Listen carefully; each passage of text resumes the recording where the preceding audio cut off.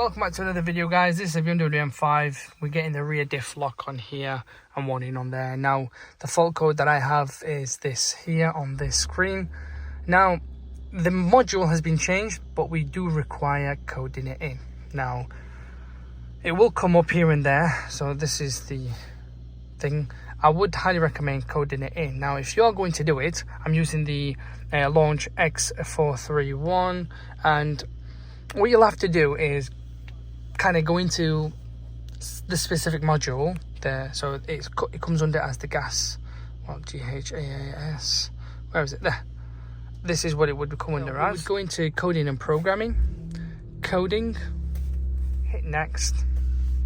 So with most things, headlight, whether it is, you'd go into this specific coding and programming, and you'd work your way that way. So you've changed them sort of components. Once you're on here, as you can see, there it is. So we would go on to that. Encoding will take a bit longer, that's fine. You will have to, so there is. So click on that. You'll have to probably be paired up to the internet. It will tell you anyway. It's not stupid. It's a very clever system.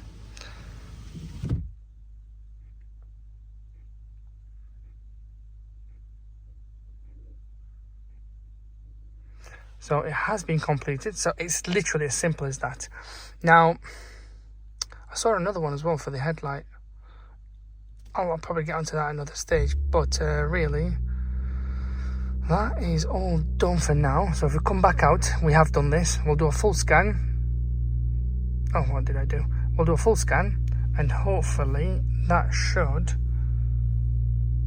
have eliminated the fault. It shouldn't be there any longer. Sometimes it doesn't erase the fault code and you have to do it, and sometimes it does erase the fault code if it has been successful.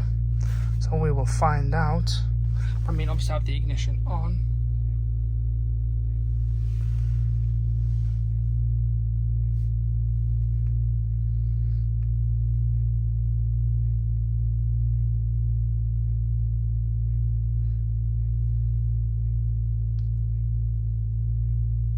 Health report. Did it do a full scan? So let's have a look. So before, it wouldn't allow us to clear the fault code, which I understand.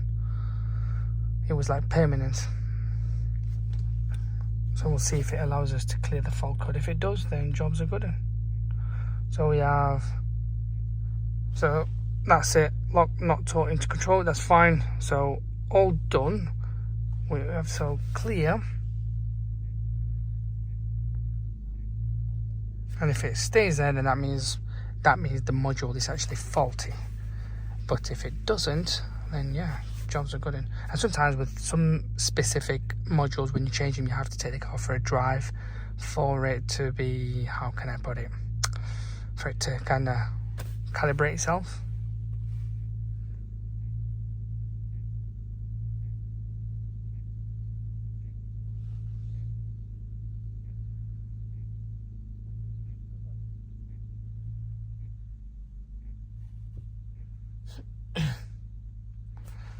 Okay, so let's see if it clears it. Oh, so far so good.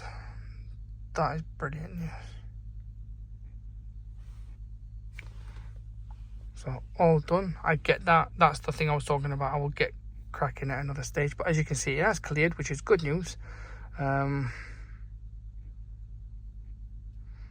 GHAS, where are you hiding? There it is at the bottom. And if we manually enter it, read fault codes, no fault codes. So there you are, guys. That's how you would do it. I mean, I'll turn the vehicle on as well. Don't worry about that. That's just the remote. That sound is probably the most annoying sound that you can ever come across in the BM world. But yeah, all done, guys. There you are. Nothing stored. If we turn it off, turn it on. Jolly good. Jolly good. That same thing, get into the coding, get onto the FRM and do it that way.